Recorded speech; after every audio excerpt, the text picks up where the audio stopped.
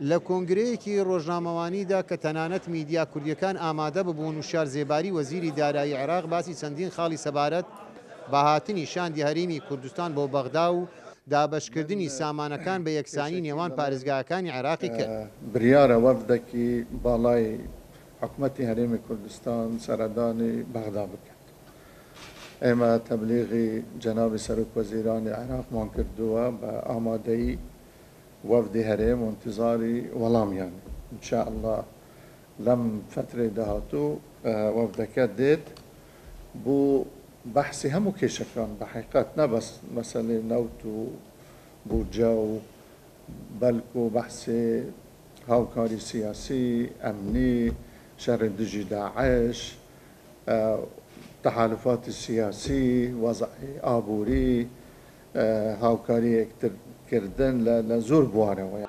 لە تەوەرێکی ترەوە زێباری ڕخنەی لە چەند پەرلەمانتارێکی کورد لە بەغدا کرد کە بەبێ تێڕوانین باسی دابەشکردنی قەرزەکانی یابانیان بۆ عێراق کرد.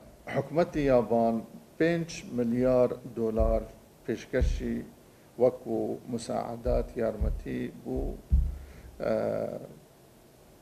بۆ پشتگیری عێراقی نوێ.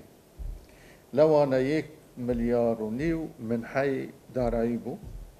ئەمە وەزارەتی تەخطیط پلاندان جێبەجێەکە و 3 ملیار تر وەکو قەرز بوو، قەرزێ ئاسانکەر، قەرزێ مویەسەر پێڵێ یان لۆن یعنی پێیانە گوت دعمی مەشاریعەکەن لەسەر سەری عێراق.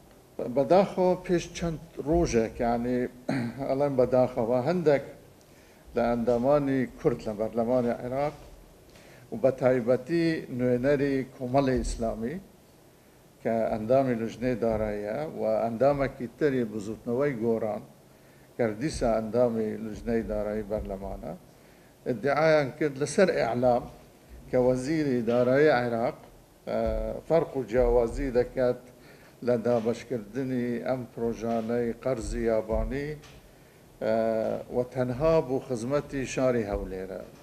پارێزگەکانی تری لەبیر چووە یان ئێمانی کردووە.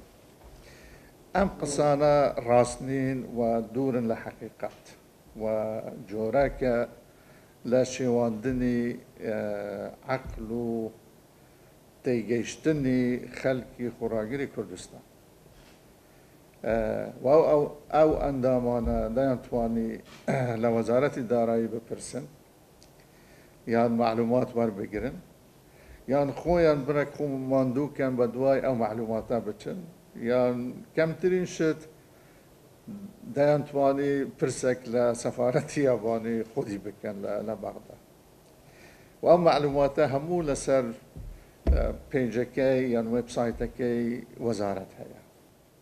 طبیعی و ئەم قەرزە حتا ئێستا تەوزیع کراوە لەسەر 23 پرۆژە.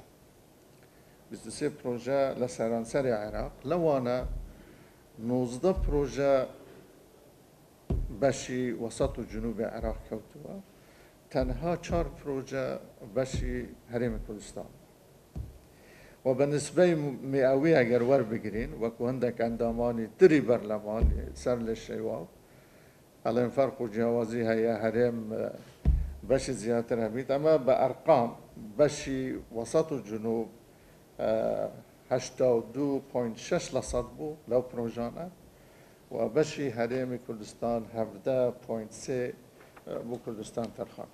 لە چوارچوەی ئەم کۆنگرەیەدا زێباری باسی موچەی پێشمەرگەی کرد کە حکوومەتی عێراق لە ماوەی داهاتوودا موچەکانیان دەنێرێ. ئەوە وعدمان لە سەرۆک وەزیران وەرگرتووە خۆ یعنی سێ جار تاکیدم کردووە لە کۆبوونەوەکانی یعنی ڕسمی کە ئێمە دووەکەوتون لە دانی معاشی پێشمەرگە بەپێ ئەو سیغەی هاتووە لە بەیانی حکوومەتی ئەم پرۆژەی حکوومەت کە پێدامەزرا کە پێشمەرگە حسابەکەت کە بەشێکە لە مەنزومەی ئاسایشی نەتەوەی عێراق هەمووی و معاشش پێ ئەدرێت و چەکیش ئەکرێت و ئەمە ماوەکە بە حقیقەت چونکە ئەو مەوزوعەتێک هەلی مەسەلەی بوجە بوو خەلەلیش کەوتە اتفاقی نەوت لە مانگی شەشەوە حتا ئێستا ئەوە دوا کەوتووە بەڵام پارەکەی مەزمونە و ئینشاء الله من ئومێدمش ئەم نزیکانە بتوانین ئەو مانگانەی نەمانراوە هەموو پێکەوە بنێرین بۆ هەرێم. لە کۆتاییدا زێباری وەک گەشتبینێک بۆ میدیا کوردیەکان دوا و ڕایگەاند کە پاش پەسەندکردنی بودجەی 2016 قەیرانەکەی دارایی هەرێمی کوردستان یەکلایی دەبێتەوە. سڵاو بامەڕنی دەنجی ئەمریکا، بەغدا.